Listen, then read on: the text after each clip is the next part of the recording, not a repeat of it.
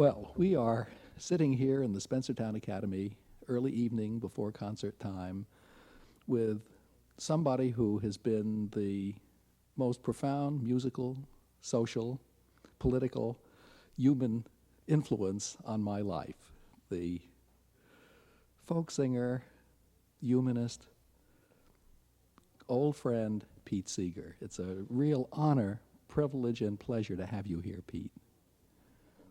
Golly, after that, I can't say a thing.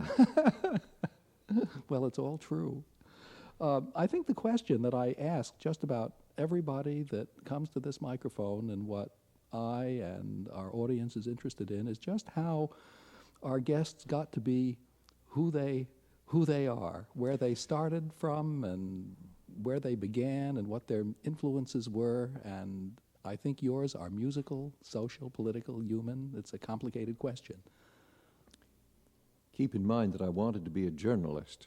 I ran a school newspaper and had a lot of fun with it for a number of years, and dropped out of college and tried to find a job on a newspaper and failed utterly. I thought I might be a painter. I loved to draw pictures all my life. Went to art school, and I realized that I wasn't going to make a living that way. And a friend was a school teacher. My aunt was a school teacher. And she says, "Come and sing for the children." Oh, that's all right. Yeah, program's on, but that's all right. Toshi Seeger is coming in, and walking across the floor sounds like Abioyo. I had an aunt who was a school teacher, and she said, "Come sing for the children in class, and I can get $5 for you." Wow. And it seemed a lot of money. It was a lot of money. That's the equivalent of $50 now. What year was that? 1938. Uh-huh. Into the Depression. And it seemed like stealing money to go and do what I'd always done for the fun of it and take money for it. But I went and I took the money and I stopped looking for an honest job eventually. I was greatly influenced by a man that I still think is probably more responsible for the revival of interest in folk music than any single person, and that is Alan Lomax. Mm-hmm. He was the son of the collector of cowboy songs almost 100 years ago, a man named John Lomax. He collected Home on the Range and many other cowboy songs. His book on cowboy songs came out in 1910, I believe. Well, his son Alan, at age 22, was made the acting director of the Folk Song Archives in the Library of Congress, and with great confidence, he set out not to collect songs, but to make them well known once again. It's as though he said, well, these are the words of J. Frank Dobie, most collectors had dug up dead bones and buried them in another graveyard in the libraries.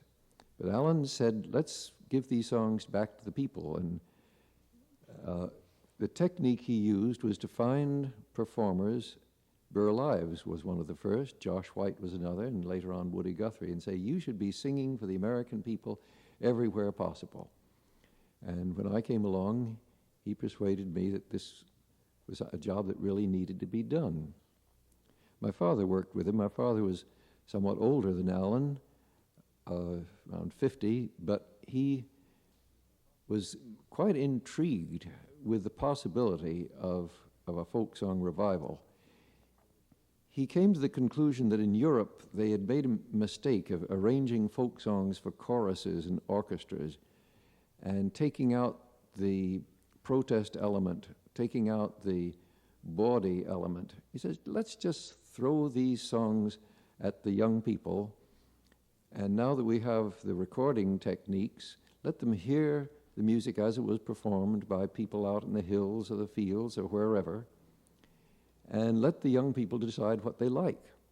And don't be afraid if they change it a little here or there. I think they made the right decision. It was basically a dynamic kind of decision. It wasn't the old scholarly formalism thought of folk music as a repertoire of dead material, which they would try and revive the way you revive an interest in the Greek classics or something. You can never create any new Greek classics. All you can do is make the old classics popular. But my That's a father, in wonderful one of his idea. papers, this was a speech he gave to the Music Educators National Conference. He says, don't think of folk music as a repertoire of songs or even a group of singers. Think of it as a quality which all music has some in, and think of it as a flowing process which has been going on for thousands of years, and if we do our job right, will continue going on. And rather than mourn the loss of ancient gold, think of its permutation into some other metal, which might seem to us baser, but might in the end prove nobler. Who knows? He was optimistic about the human race, that there would be a human race. Although in his last days, my father was more pessimistic. He was not as optimistic at all. He felt that the scientists had a strong religious belief, which was probably the most dangerous religious belief the world has ever known, namely that an infinite increase in knowledge was a good thing. There's nothing to prove this. You feel it in your gut. Surely an increase in knowledge must be a good thing. Don't we all want to know more? But, he said, should the world be destroyed by sophisticated physics or chemistry, could we say that chemistry or physics had been a good thing? And, of course, he had to laugh, because if you draw this, follow this line of reasoning to its conclusion, you could say that perhaps the committee that told Galileo to shut up was correct. Now we're here, we're in a very dangerous position, and I am convinced that were my father alive, he'd be fascinated to see the attempts of musicians to solve these contradictions all around us. Musicians and poets and artists of all sorts, because scientists and philosophers have gotten so bound up in words that they're really tied in knots. My father, again, called it the lingocentric predicament. But I'm fascinated, as I think he would be, to see the thousands, tens of thousands of people making up songs today and learning from people like Woody Guthrie that you can swipe an old melody and put new words to it, or change around an old melody the way jazz musicians will and make a new melody out of it. And if we do our part correctly, who knows, there may be still a human race 100 years from now making up new songs and building on the ones that we're doing. It sounds to me as if your father was your strongest influence and guide, both musically and philosophically. It seems as if he really set your course in this. In many ways, yes. Fascinating. My parents split when I was young. I went away to boarding school, but on summer vacation, I would be going off on long hikes with my father, and we'd talk about everything under the sun. But I learned from a tremendous number of people, not only Alan Lomax, but Woody Guthrie and Leadbelly and Big Bill Brunsey, and I'm still learning, often from younger people, especially the young women that are coming along these days, and finding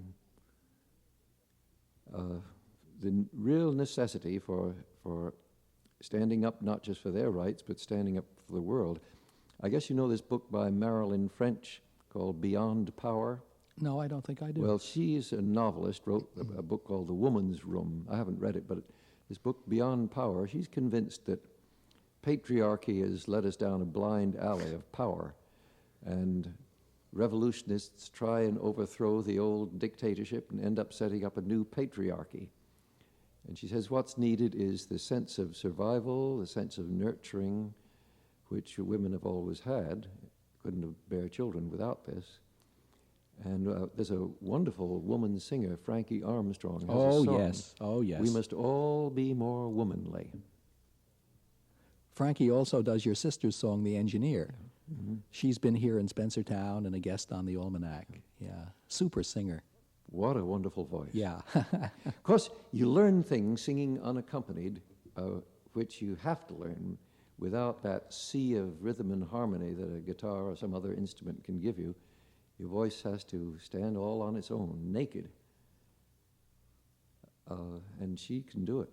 She's got that fantastic voice that can sing all alone. Well, my guess is that I got into music partly because my parents were musicians and I met other musicians, but partly it helped me overcome my own shyness and meet people and find something constructive I could do in life. But as years go on, I confess that what makes me stick with music is a love of hearing people singing. I don't sing solo as much as I used to, and mostly I live in the hopes of getting a crowd singing so well they're not even listening to me. It's a wonderful feeling to stand up in front of an audience and hear them sing back, isn't it? A really wonderful feeling. Well, and you've stopped to think that the great-grandparents of people sitting next to each other were probably trying to chop off each other's heads. There's a wonderful moral there. I hope that I'll have great-great-grandchildren and they'll be sitting next to people from Russia or China or who knows where. And the atom bomb will be a page in the history books. We will have gone to far beyond it to argue about other things. That would be wonderful. You've devoted a major part of your life to making that happen. I went to a party run by an arts council a number of years ago, and I think it was a writer who said, or a poet who said, "Oh, I always thought it was the poet's job to bring peace to the world and end our social and political problems," and didn't feel too successful about it. And I said, "Oh, I'm so glad that you think that that was your responsibility, because I always thought it was the folk singers." And I think the reason I think that is because I brought up in your tradition. What do you think? You've spent a good long time working in that direction, and Ronald Reagan is the president today. And what do you think? Well, of course, anybody who is trying to affect the body politic has to wince when you think of the numbers of people that can be reached by TV. Right. I mean, you may sing for 1,000 people, think, boy, I'm reaching 1,000 people. But TV reaches 100,000 times 1,000 people. And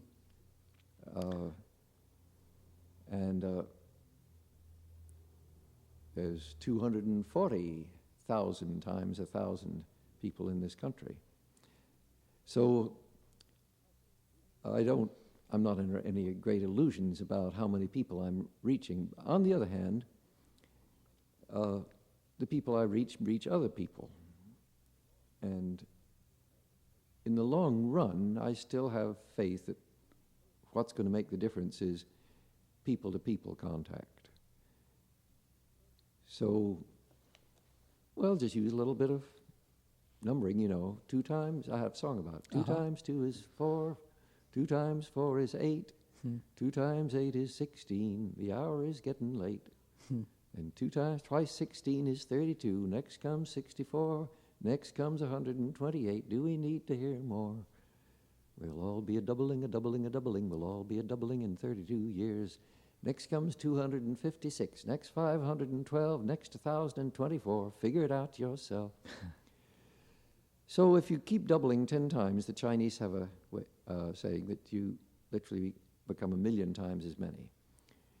You double another 10 times, and 1,000,000,000 times as many. So it is that a song like This Land Is Your Land, which has never been on the hit parade, hardly ever played on the radio, but it's known by 240 million Americans, and it's been heard overseas by many, many people. I was in Ireland this past summer and in Killarney singing at a folk festival, and somebody over there sang, "This land is your land, this land is my land, from the northern highlands to the western islands, from the hills of Kerry to the streets of Derry, this land was made for you and me." Great. I thought that was really nice. I've been carrying it around in my wallet here and pulling it out. Well, Woody was wonderful the way he frankly borrowed a good tune or a good idea and encouraged other people to do the same. He'd be delighted to hear people making up new versions of his songs. Well, I think it's sung in versions all over the world now. There's a Canadian version of it. Your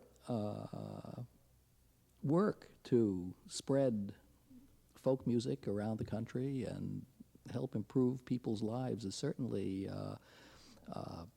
caused great difficulties in your own life. You had a bout with the House Un-American Activities Committee back some time ago. And Well, it really was no great shakes compared to what other people had to go through. Other people had to fight to stay alive. Some people committed suicide. They changed their occupation, had to change their place of residence, and in many ways had their lives almost destroyed by the witch hunts of the 1950s. But I never stopped singing. My children never went hungry. I won't say it was easy for them. The hardest thing is that I've been away from home so much time of my life, traveling. And I missed out, and my children missed out because I was away from home so much. But I think the American people, in fact, most people of the world, have yet to really analyze the subtleties of the whole problem of freedom of speech and freedom of expression. Benjamin Franklin had a great saying. He said, "Love your enemies, they teach to you your faults." Any establishment in the world needs a good opposition. An establishment that does not have a good opposition is an establishment that is going to make mistakes that are going to put it out of business. You might say that the American establishment has stayed in business as long as it has because of the constant opposition it's had from various directions, of course. Or the joke is, a statesman is a politician who is propped up or opposed from so many sides that he stands up straight. well, you've certainly put in your share of opposition. I think we have to. On the other hand, I'm not under any illusion. I really don't think, but I think most people are under an illusion that there can be complete freedom of expression forever and ever, amen. None of us really believe in it. Would we want an insane person to have the knowledge of how to use some modern technology which could wipe out the world? Yet that's what we're doing. Benjamin Franklin and Thomas Jefferson corresponded for 15 years after Jefferson retired from the presidency, and they worked out this little dialogue. How can there be prosperity without commerce? How can there be commerce without luxury? How can there be luxury without corruption? How can there be corruption without the end of the republic? Well, they didn't have any exact answer to it, and we're still struggling with that. But here's a more modern one. How can there be research? How can there be a technological society without research? How can there be research without researching into dangerous areas? How can you research into dangerous areas without uncovering dangerous information? How can you uncover dangerous information without it sooner or later falling into the hands of insane people? How can dangerous information fall into the hands of insane people, like Hitler, for example, without the end of the world? Now, most scientists say, well, it's impossible. There's no way to stop it. If I didn't do the research, somebody else would. That is a cop-out. That is nothing but a cop-out. That is like saying, if I didn't rape this woman, somebody else would. If I didn't rob this bank, somebody else would. If they cannot answer, or at least try to answer, that series of questions, face it, there is going to be no world in the future. Now, maybe we can find an answer. One of the solutions, I feel, is for everybody to realize that there's censorship all the time, all around us. I don't know two people in the world who can agree on the difference between an editor and a censor. An editor makes a choice of what he or she thinks is suitable. A censor has been told what they think is suitable, but it's not that different. Ideally, a little bit like saying we'd like to see the golden rule, every individual in the world would be their own censor. I censor myself every time I speak. You do too. We decide what's appropriate to say in what situation. We editorialize, we pick and choose when we decide what words we want to say, what songs we want to sing, all sorts of things. And ideally, every person in the world should be their own censor. But what do you do about insane people? Or people that are so angry that they are temporarily insane? Tough problem. Well, one thing I think is to reduce anger. I think, and do everything you can to cool anger, to learn to use humor, to learn to live and let live, and to face up to the contradictions in our own lives every step of the way. And every single human being does have a contradiction. We would all, for example, like to see, as I said, prosperity. But does that mean you want to see more money in your bank account? Most people say yes. More money in my bank account, the better. Thank the Lord, there are numerous and increasingly numbers of people say, no, I need enough to live on, like I need enough air to breathe, but I don't want to have more than that. And the world is fuller and fuller of people who say, I just want enough to live on. I don't want to be rich. And take this little town of Spencertown we're singing in. It's a beautiful little town. But as the automobile age makes it easier and easier for people to travel distances in comfort, it's going to be gentrified. And people who have lived in Spencertown all their lives will suddenly find the taxes going up and up and up and up. Why? Because a very rich person just lives south of them and another rich person just lives just north of them, and their little house in between that their family has owned for generations is now worth 10 times as much, and the taxes are 10 times as high. Clearwater's thinking of having a conference next year called Hudson Valley Gentrification. Can it be democratically controlled? I'm not sure if it can, but at least we got it. The first thing you have to do is try and admit there's a problem. No doctor can cure a patient unless the patient admits there is something wrong that has to be cured.